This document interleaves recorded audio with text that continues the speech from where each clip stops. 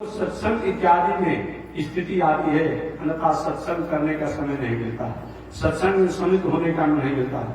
और सत्संग का इतना बड़ा प्रभाव है, हमेशा एक बार मैंने कथा सुनाया भी था कि सत्संग का इतना बड़ा प्रभाव है कि बहुत बड़े साधना करने से, बहुत बड़े तपस्या करने से, योग करने से जो फल होता है वो सत्संग के द्वारा प्राप्त होता है। अच्छा, नारद जी की कथा आपने सुना होगा। एक बार नारद जी भगवान श्रीमन नारायण के पास गए और भगवान श्रीमन नारायण से कि प्रभु मैं जानना चाहता हूं कि सत्संग का क्या फल है, सत्संग से क्या होता है। सत्संग में कोई कथा सुनाई नहीं होता, अच्छी कथा तो होता ही है, एक कथा के साथ साथ अच्छे कर्म, तीर्थ व्रत पूजा पाठ स्वाध्याय ये सब सत्संग में आ जाते हैं और सत्कर्म में आ जाते हैं। सत्संग, सत माने वेद, सत माने शास्त्र, सत माने पुराण, सत माने इतिहास। दुनिया में जो भी अच्छे शास्त्र हैं, संग हैं, व्यवहार हैं, आचरण हैं, कर्म हैं, संग अर्थात उसको अपने जीवन के आचरण में लेने से क्या है ये होना चाहिए। और कुछ लोग सत्संग में कोई कथा ही मान लेते, कथा के अलावा कुछ नहीं, न मंदिर से मतलब है, न गंगा जी से मतलब नहीं, तो सही में पूरा सत्संग नहीं समझा। अरे भाई, शरीर हमारा आपका शरीर है, ये शरीर में अलग अलग अंग है, हाथ भी है, पैर भी है, आंख है, नाक है, कान है, सब है, ये सब मिलाकर शरीर है। और कोई क्या करे, और मुंह की आरती करे, मुंह की आरती करे, हाथ में सुगर घसा ले, प्रसन्नता होगी? नहीं होगी, नहीं होगा। इसलिए सत्संग का मतलब जो भी अंग है धर्म के, वो धर्म के कौन कौन अंग है? धृति क्षमादम अस्तेयम शौचमिंद्री निग्रह धी विद्या सत्य क्रोधम दशकम धर्म लक्षणम। ये 200 लक्षण से संपन्न धर्म हो, और धर्म के 8 जो अंग हैं वो भी होना चाहिए। वो 8 अंग कौन है? यज्ञ, अध्ययन, दान, तप, धृति, क्षमा, संतोष, अलोक। ये सबसे युक्त को सत्संग कहा जाता है, ये सबसे युक्त को धर्म कहा जाता है। इसलिए शास्त्रों के वाक्यों को रितंबरा बोली समय समझना पड़ेगा। इसलिए मैं अपने नियत समय में आपको कथा सुनाता। नारद जी भगवान के पास चले गए, भगवान श्रीमन नारायण के पास। प्रभु सत्संग से क्या लाभ है?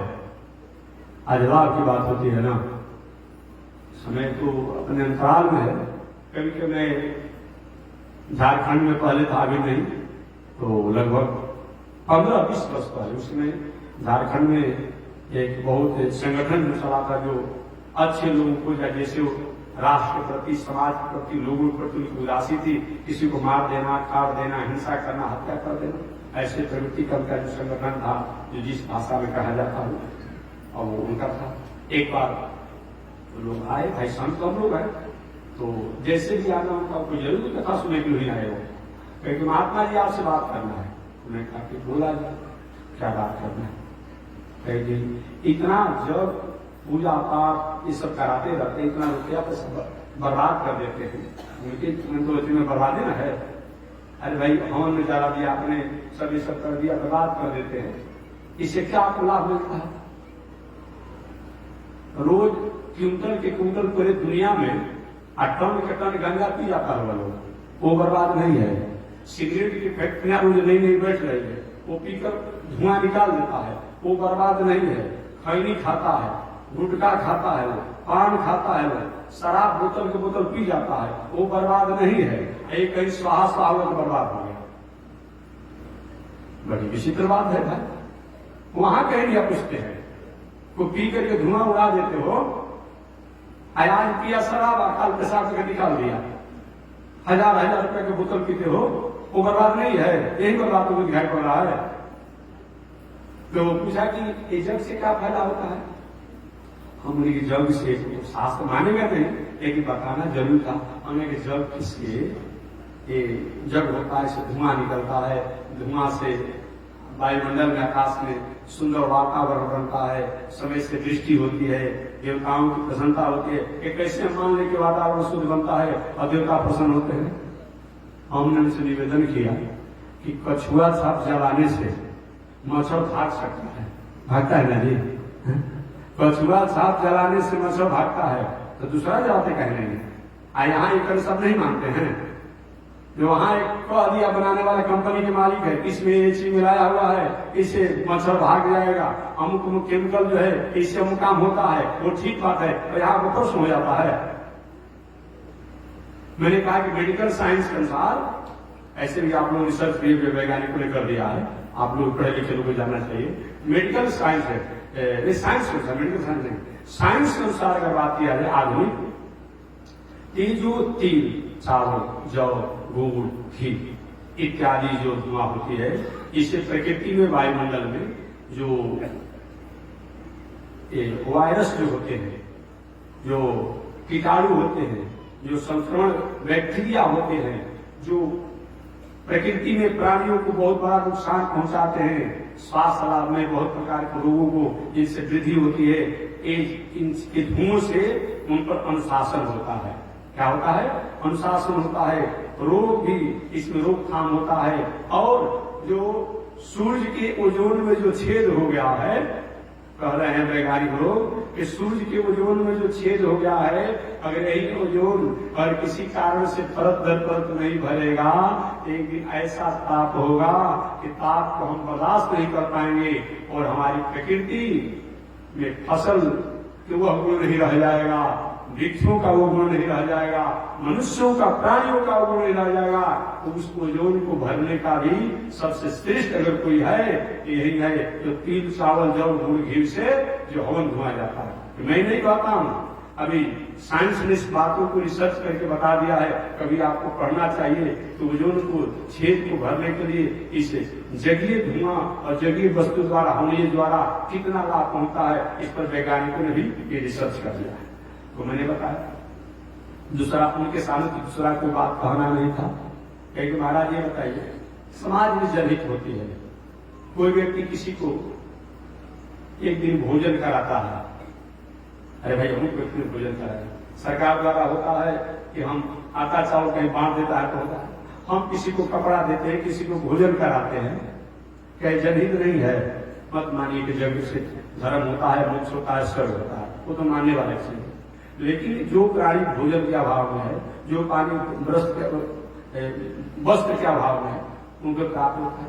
और तीसरी बात मैंने कहा, रोज सरकार घोषणा करते जो आ रहा है, हम किसी को नौकरी देंगे, रोजगार देंगे, तो हमारे इस जग के द्वारा कम से कम 500,000 लोगों का, माने टेम्पररी ही कहिए और अस्थायी कहिए, अगर उनको रोजगार मिलता है, टेंट वाले को, पंडाल वाले को, लाइट वाले को, माइक वाले को, भोजन बनाने वाले को, किराना दुकान वाले को और कुछ दर दुकान जो किया, ये हजारों लोगों को मैंने टेम्पररी और अस्थायी रोजगार दिया, ये कौन लाभ है?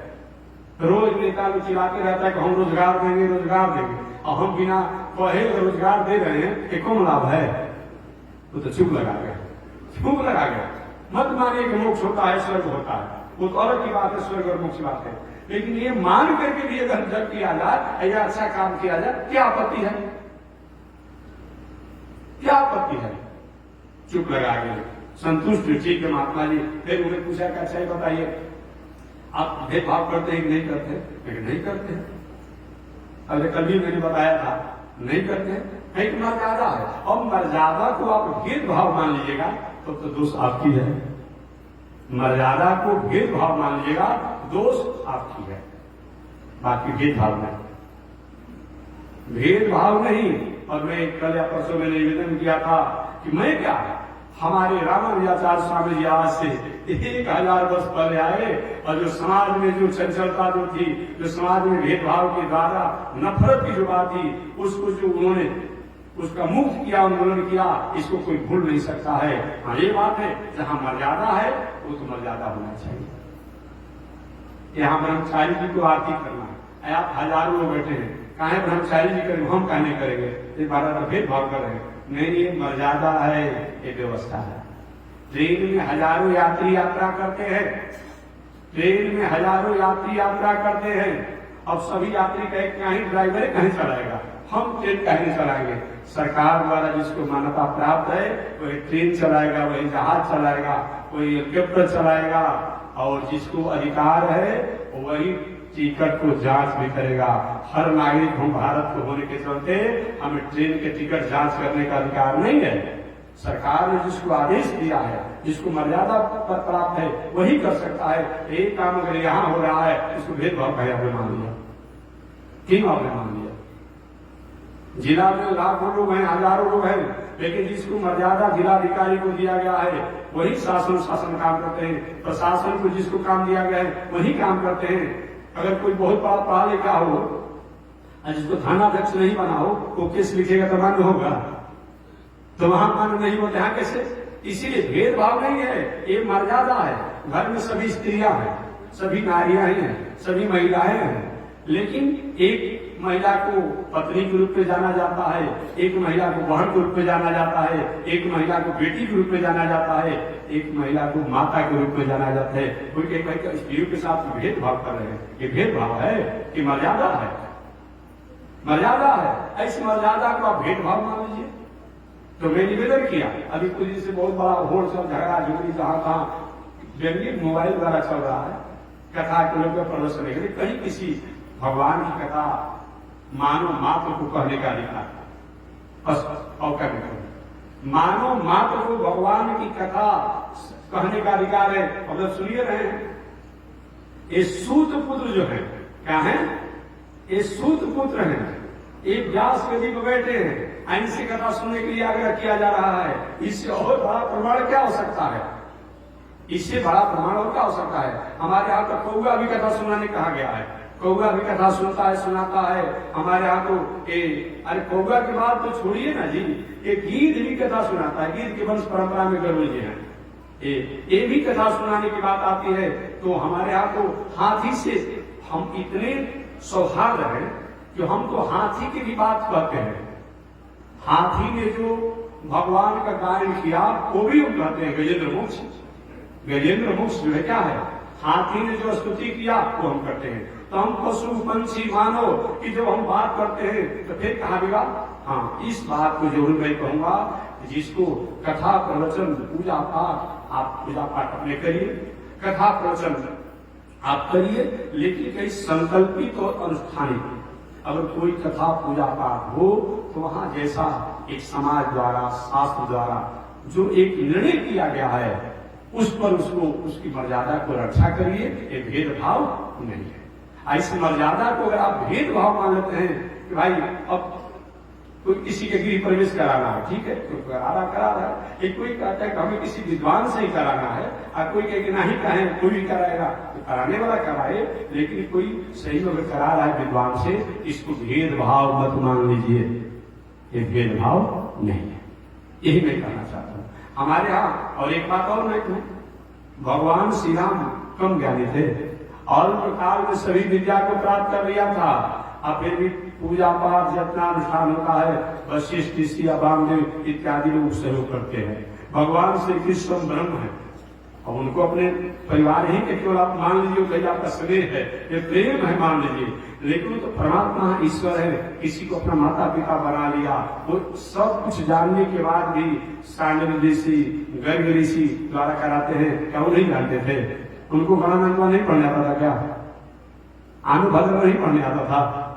शास्त्र सिखापुर को नहीं पढ़ने आता था? जब करना हुआ तो बड़े बड़े विद्वानों को बुला कर जग कराए। इसीलिए मैं निवेदन करना चाहता हूं कि मर्यादा को आप भेदभाव रूप में मत समाज में परोसी। अगर ऐसा करते हैं कि शायद आपने शास्त्रों को जानने में कृपणता किया है। तो चलिए, मैं कथा तो कहना चाहता था, दूसरा प्रश्न आ गया।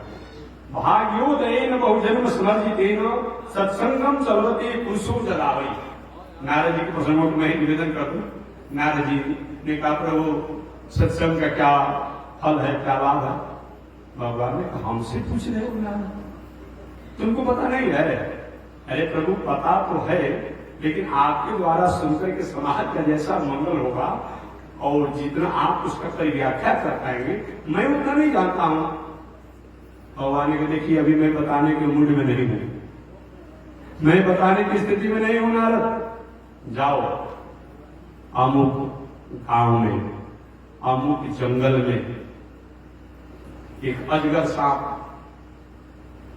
वहां रहता है, अमुक स्थान भी बता दिया, और उसी से पूछ लेना कि सत्संग का क्या फल है, सत्कर्म का क्या फल है।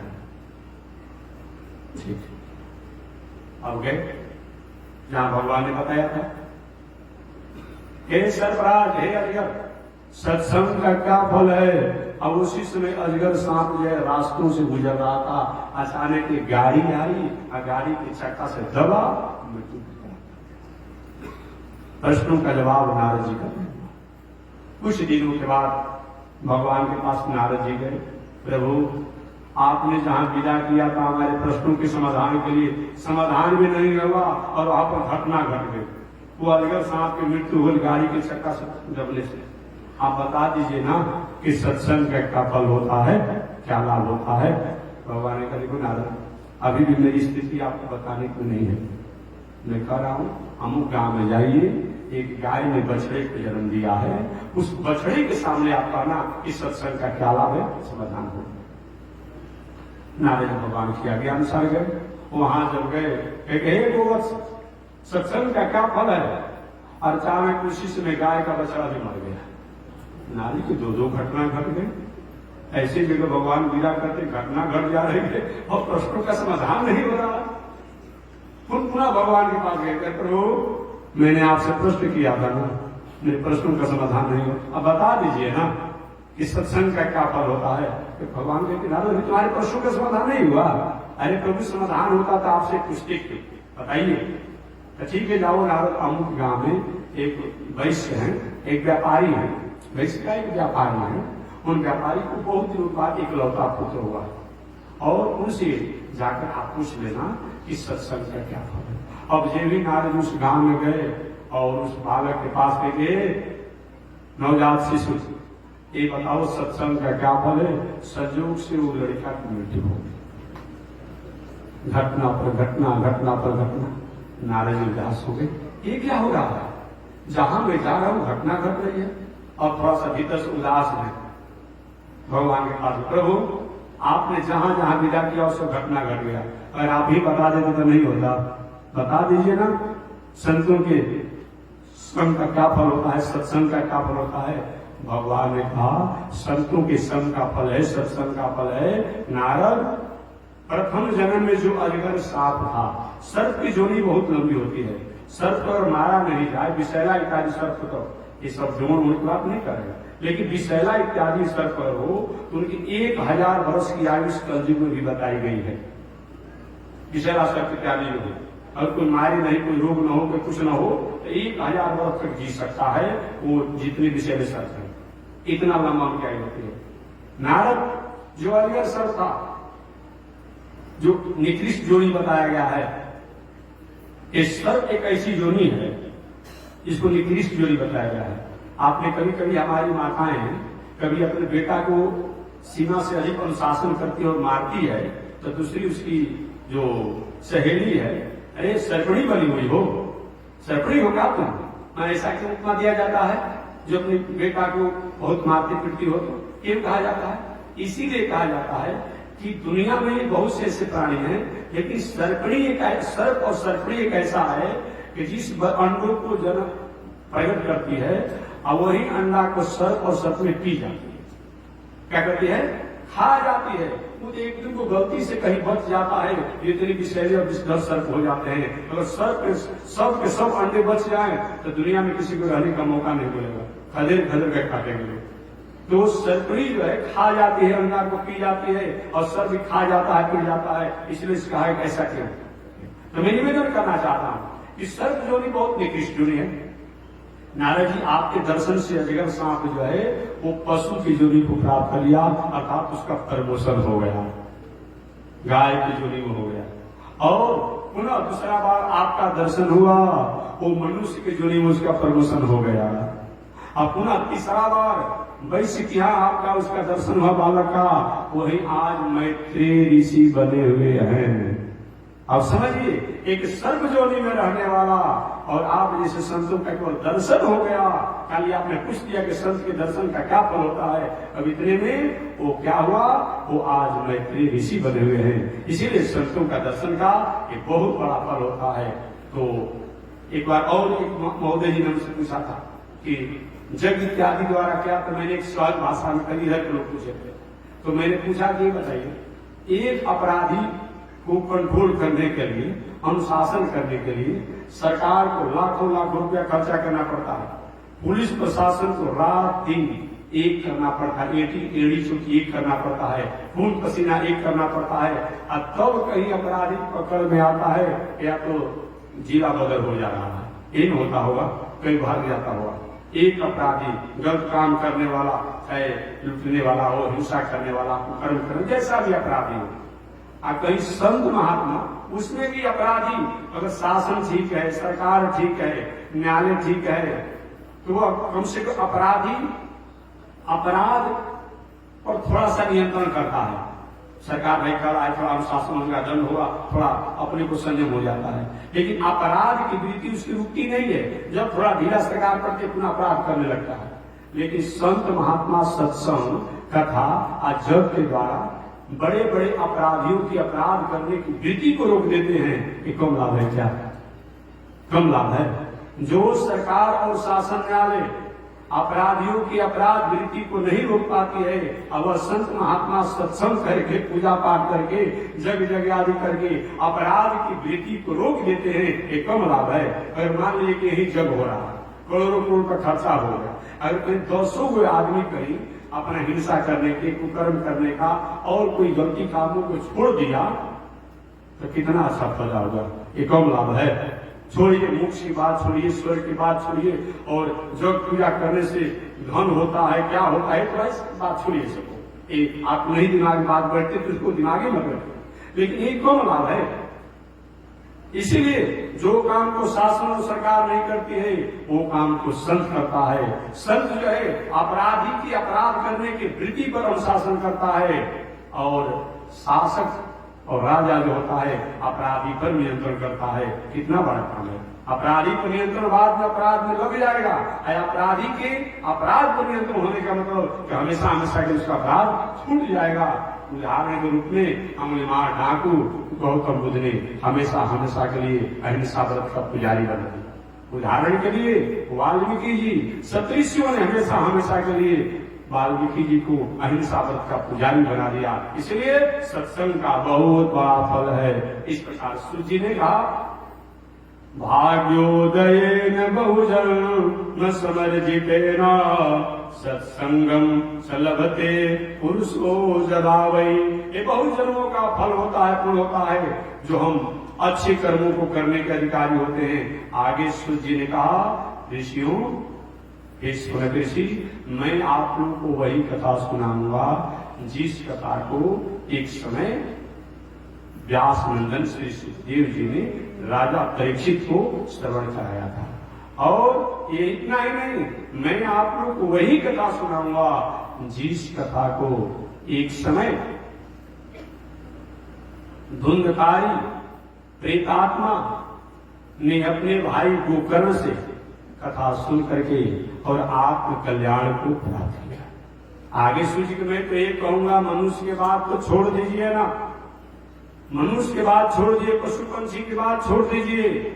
पाप करते करते करते करते कोई थक गया हो, पाप करते करते कोई मर गया हो, पाप करते करते और पाप के कारण वो प्रेत बन गया हो, भूत बन गया हो, पिशाच बन गया हो, ऐसे कोई निकृष्ट योनि को प्राप्त किया हो, उसके लिए भी, उसके निमित्त भी अगर कथा को सही में, भागवत कथा को सुना दिया जाए तो उसका मंगल हो जाता है।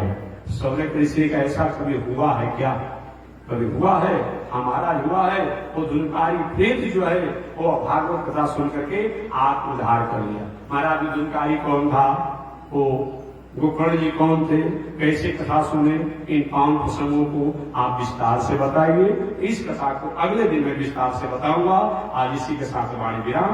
एक बार भगवान का नाम लो। श्रीमन नारायण लक्ष्मी नारायण, श्रीमन नारायण लक्ष्मी नारायण, श्रीमन नारायण नारायण नारायण, श्रीमन नारायण नारायण नारायण, श्रीमन नारायण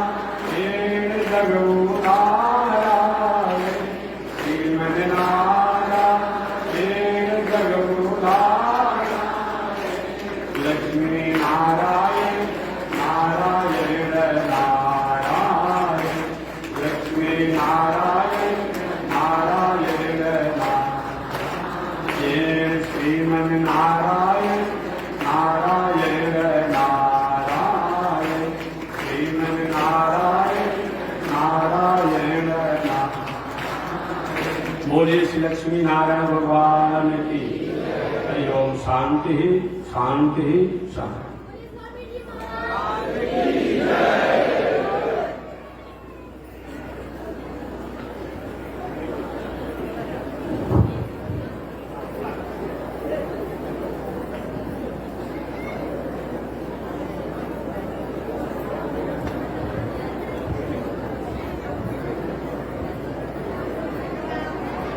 ओम चंद्रमा मनसो जात चक्षो सूरजो अजायत श्रोत्राद्वाजुष प्राण समुखादग्निरजायत श्रीशते लक्ष्मी शवत्न्यावहोरात्रे पार्श्वे नक्षत्राणि रूपमस्मिनो व्यातम् ईश्वे निकाला मोमयि काल सर्वलोकं मयि घाण कासायं यज्ञसूत्रं शुचिवपुषि तथा सौर्ध्वपुण्ड्रं च भार यस्यास्ते दक्षहस्ते कलिकुमतिगिरीन्द्रेन्द्रवज्रं त्रिदण्डं शंसाराग्नि प्रशान्त्यै भृतजलममलं दारुपात्रं पवित्रं श्रीविश्वक्सेन सूर्ये